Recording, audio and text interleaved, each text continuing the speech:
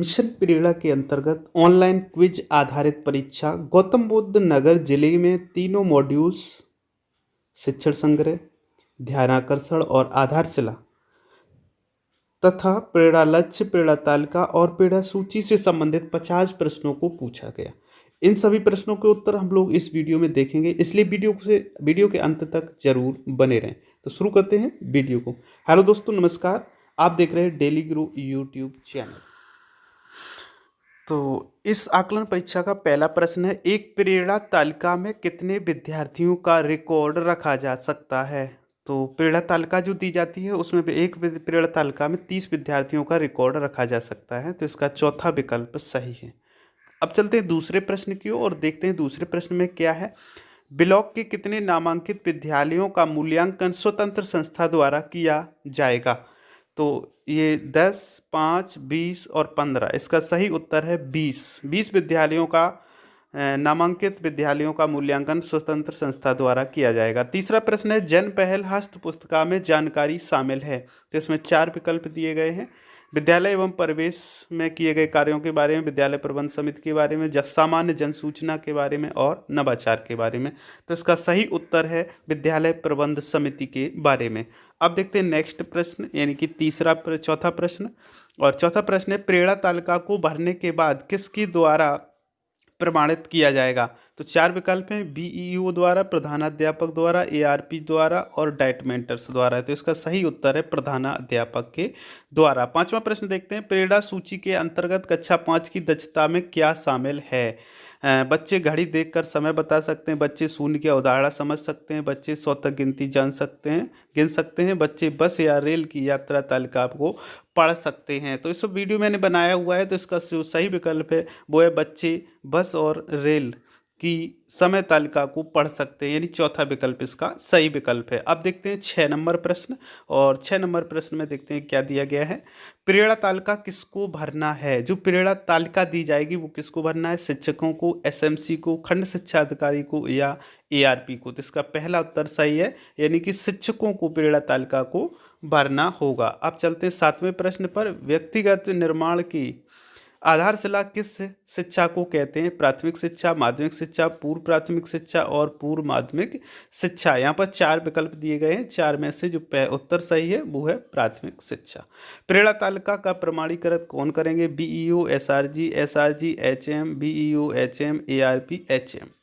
तो यहाँ पर जो प्रेरणा तालिका होगी उसका प्रमाणीकृत बीईओ और हेडमास्टर मिलकर के दोनों लोग करेंगे, यानी कि। अब चलते हैं नेक्स्ट 9वें प्रश्न की ओर। और तीनों हस्त पुस्तिकाओं का विकास किस समूह द्वारा किया गया है। तो तीनों हस्त पुस्तिकाओं का विकास एनजीओ, एआरपी, केंद्र गुणवत्ता समूह द्वारा, राज्य गुणवत्ता। तो इसका सही उत्तर है राज्य गुणवत्ता समूह द्वारा। नेक्स्ट प्रश्न 10 है, प्राथमिक स्तर पर आकलन प्रपत्र किन किन कक्षाओं के लिए बनाया जाता है।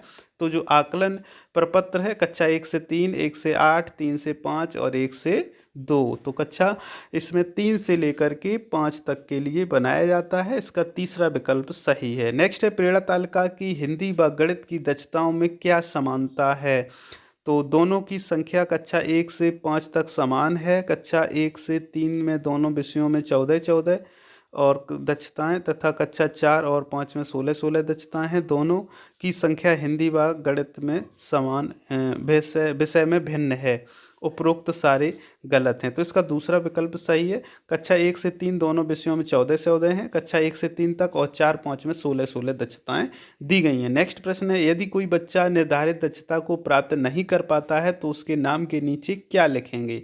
खाने को खाली छोड़ देंगे, दक्षता प्राप्त नहीं कर पाती लिखेंगे, छात्र छात्रा के कॉलम को सही का निशान लगाकर तारीख लिखेंगे, छात्र छात्रा के कॉलम को गलत का निशान लगाकर लिखेंगे। तो इसका सही उत्तर है खाने को खाली छोड़ देंगे, उसमें कुछ भी नहीं लिखेंगे। जब वो बच्चा प्राप्त कर लेगा उस दक्षता को तब उसमें तारीख और टिक लगा देंगे। अब चलते हैं नेक्स्ट, यानी कि 13 प्रश्न की ओर। 13 नंबर प्रश्न देखते हैं। तो मिशन प्रेरणा की अंतर्गत कौन सा कालांश ध्यानाकर्षण कार्यक्रम के लिए निर्धारित किया गया है? तो ये सभी को पता है, हम शिक्षकों को पहला कालांश जो है वो ध्यानाकर्षण के लिए निर्धारित किया गया है। बच्चे वस्तुओं का उपयोग करके 1 से 99 तक की संख्याओं को गिन सकें तथा खुद के बारे में व असाधारण स्थितियों के बारे में घर की भाषा में बात करते हैं। तो यह किस कक्षा के अंतर्गत वर्णित है? कक्षा 2, 3, 1, तो कक्षा 1 का ये है।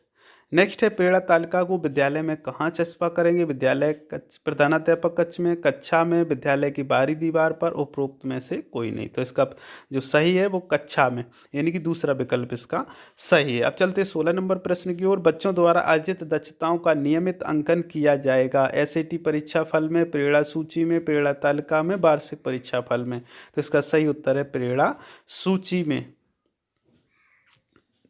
नेक्स्ट है, प्रेरणा तालिका में नेक्स्ट है, कक्षा 4 की भाषा विषय में क्या प्रेरणा लक्ष्य है? अनुच्छेद कक्षा 4 के लिए है, तो 4 के लिए जो सही उत्तर है, छोटे अनुच्छेदों को पढ़कर 75% प्रश्नों को सही उत्तर दे पाते हैं। चौथा विकल्प इसका सही है।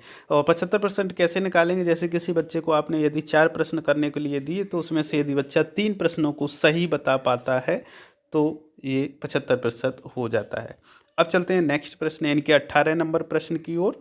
और 18 नंबर जो प्रश्न दिया गया है उसे देख लेते हैं।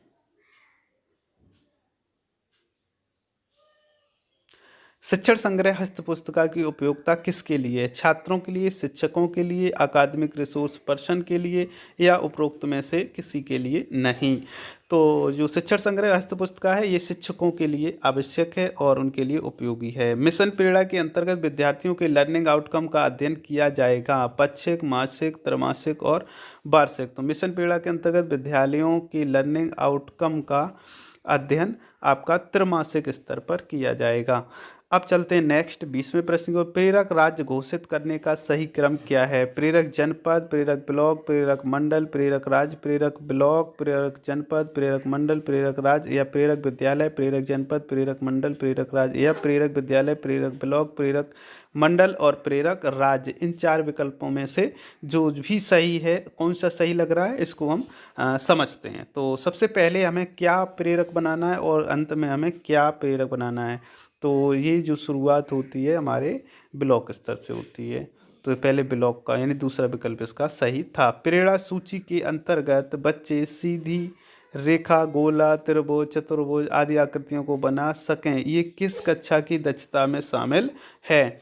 तो ये कक्षा 1 की गणित की दक्षता में शामिल है। अब चलते हैं नेक्स्ट। अकादमिक रिसोर्स ग्रुप का गठन कितने स्तर पर किया गया है? 2, 3, 4 या 5? तो इसका 2 स्तर पर किया गया है। नेक्स्ट प्रश्न देखते हैं यानी कि 23 नंबर प्रश्न। और 23 नंबर प्रश्न क्या है इसको देख लेते हैं।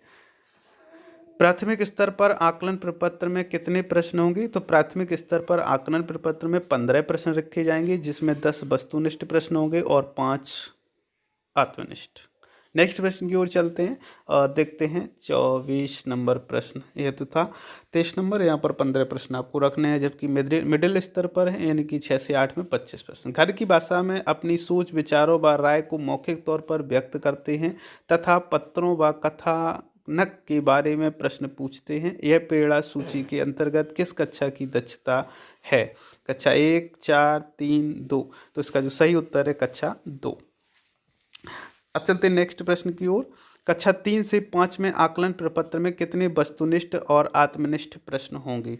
तो प्राथमिक स्तर में यानी कि 3 से 5 में 5 प्लस वस्तुनिष्ठ होंगे 10 प्रश्न, आत्मनिष्ठ होंगे 5 प्रश्न, यानी पहला विकल्प इसका सही है। तो पहला विकल्प इसका सही है, इसको हम लोग टिक करेंगे। अब चलते हैं नेक्स्ट यानी कि 26 नंबर प्रश्न की ओर। मानसिक सक्रियता किसका संकेत है? तो मानसिक सक्रियता सीखने का संकेत है। नेक्स्ट प्रश्न की ओर चलते हैं। ELPS किस विषय की गतिविधि आधारित शिक्षण है? तो ये गणित के लिए यानी कि दूसरा विकल्प इसका सही है। Experience, language, picture and symbol, ये गणित के लिए निर्धारित क्रम है। अब चलते हैं नेक्स्ट वाला क्या है, building as a learning aid, building as learning aid, तो इसका जो पहला विकल्प सही है। नेक्स्ट चलते हैं, प्रेरणा सूची में कितनी दक्षताओं को शामिल किया गया है, तो प्रेरणा सूची में 14 से 16 दक्षताओं को शामिल किया गया है। 1 से 3 तक 14 दक्षताएं हैं, जबकि 4 और 5 के लिए 16 है। सुश्री वंदना गुप्ता ने शिक्षण संग्रह मॉड्यूल के निर्माण में किस रूप में योगदान दिया है, चित्रांकन, संपादन, तकनीकी सहयोग, तो इसमें चित्रांकन। नेक्स्ट है, फाउंडेशन लर्निंग शिविर की दैनिक समय सारणी के दूसरे वादन में किस विषय का चयन किया गया है, भाषा, गणित, उपरोक्त दोनों या सभी, तो इसमें गणित को फाउंडेशन लर्निंग शिविर। नेक्स्ट है, प्रारंभिक कक्षाओं में गणितीय दक्षताएं हैं, मापन, संख्या बोध दोनों, तो ये जो प्रारंभिक कक्षाएं उनमें गणितीय बोध दोनों है, मापन भी है और संख्या बोध भी है। नेक्स्ट चलते हैं 33 प्रश्न की ओर, और जो 33 प्रश्न है वो है लर्निंग आउटकम को कहते हैं अधिगम परिणाम, सीखने के प्रतिफल, अपेक्षित दक्षता प्राप्ति, तो उपरोक्त सभी इसका विकल्प सही है, यानी कि चौथा विकल्प सही है। इसको टिक करते हैं और देखते हैं नेक्स्ट, यानी कि 34 नंबर प्रश्न की ओर। तो देखते हैं 34 में क्या दिया गया है, आकलन से प्राप्त फीडबैक उपयोगी है बच्चों के लिए, शिक्षकों के लिए, अभिभावकों के लिए या उपरोक्त सभी के लिए। तो आकलन से जो प्राप्त होगा वो सभी के लिए आवश्यक है, बच्चे हों चाहे शिक्षक हों चाहे अभिभावक हों। अधिगम पत्रिका क्या है, शिक्षक द्वारा अपने अनुभवों का संकलन, बच्चों द्वारा स्वमूल्यांकन प्रपत्र, ARP द्वारा दिया गया फीडबैक, विभाग द्वारा प्रदत्त पुस्तिका। तो ये अधिगम जो पत्रिका है वो बच्चों द्वारा स्वमूल्यांकन प्रपत्र होता है। नेक्स्ट चलते हैं 36, गणित शिक्षण द्वारा कौन सा कौशल विकसित नहीं किया जा सकता है, क्रमबद्धता, नियमितता, तर्क या लेखन, तो इसमें जो सही है वो लेखन। नेक्स्ट की ओर चलते हैं 37 नंबर प्रश्न, भाषा का यांत्रिक पहलू है, समीक्षा करना, सोचना, लिपि और उपरोक्त में से कोई नहीं। तो यहाँ पे जो 4 विकल्प हैं उनमें से समीक्षा करना और सोचना ये भाव और चिंतनात्मक है, जबकि लिपि, वर्तनी, शुद्धता, उच्चारण, सुलेख ये आपके क्या आते हैं, भाषा का यांत्रिक पहलू। चलते हैं नेक्स्ट प्रश्न की ओर, और नेक्स्ट प्रश्न है, ध्यानाकर्षण शिविर की साप्ताहिक शैक्षिक तकनीक में समूह कार्य किसका साप्ताहिक की कार्य योजना है, पंचम, प्रथम, षष्ठम और सप्तम, तो इसका सही उत्तर है षष्ठम सप्ताह। नेक्स्ट प्रश्न की ओर, यानी कि 40 नंबर प्रश्न की ओर चलते हैं, और 40 नंबर जो प्रश्न है वो देखते हैं, समावेशन शब्द का अपने आप में कुछ खास अर्थ नहीं होता है, समावेशन की चारों ओर जो वैचारिक, दार्शनिक, सामाजिक और शैक्षिक ढांचा होता है वही समावेशन को परिभाषित करता है, कहा गया है RTI 2009, कोठारी आयोग, NCF 2005, तो इसका सही उत्तर है NCF 2005। नेक्स्ट चलते हैं 41 नंबर प्रश्न की ओर, इसमें 50 प्रश्न हैं। प्राथमिक स्तर पर आकलन प्रपत्र का पूर्णांक कितने अंक का होगा, तो 45 अंक का होगा, इसका दूसरा विकल्प सही है, प्राथमिक स्तर पर 45 का, जबकि उच्च प्राथमिक स्तर पर 75 अंक का पूर्णांक रखा जाता है, तो इसमें दूसरे को टिक करेंगे।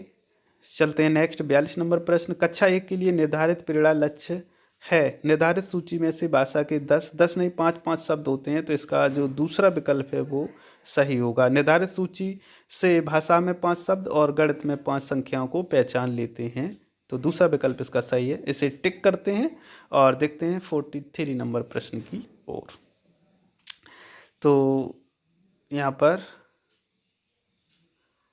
ये टिक कर दिया, अब चलते हैं नेक्स्ट। हाँ, प्रोजेक्ट कार्य प्रभावी शिक्षण की कौन सी तकनीक है, प्रोजेक्ट कार्य जो 18 तकनीक दी गई हैं उनमें से कौन सी तकनीक है, चौथी, 10वीं, 16वीं या 18वीं, तो इनमें से जो 18वीं तकनीक है वो प्रोजेक्ट कार्य की है, प्रभावी शिक्षण की तकनीक। नेक्स्ट पर चलते हैं 44 नंबर प्रश्न, और जो 44 नंबर है उसको देखते हैं, लर्निंग आउटकम की कितनी श्रेणियाँ हैं, तो लर्निंग आउटकम 3, 4, 5 या 2, तो लर्निंग आउटकम की श्रेणियां हैं 3।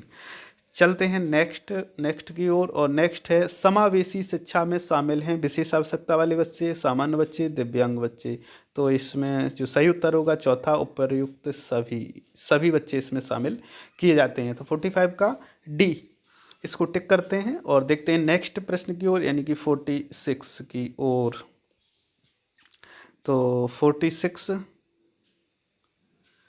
कक्षा 3 के गणित विषय में क्या प्रेरणा लक्ष्य है, तो कक्षा 3 की गणित विषय में जोड़ और घटाना हासिल के साथ 75% प्रश्नों को हल कर पाते हैं, ये पहला विकल्प ही इसका सही विकल्प है।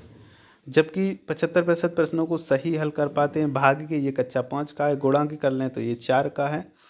अब चलते हैं नेक्स्ट। लर्निंग आउटकम भाषा विकास के कितने बुनियादी पहलुओं पर आधारित है? 4, 3, 2 या 5? तो इसका सही उत्तर है 4। नेक्स्ट प्रश्न है, सफलता ही सफलता को जन्म देती है, यह उक्ति किस मॉड्यूल में लिखी गई है? जन पहल, आधारशिला, ध्यानाकर्षण या शिक्षण संग्रह?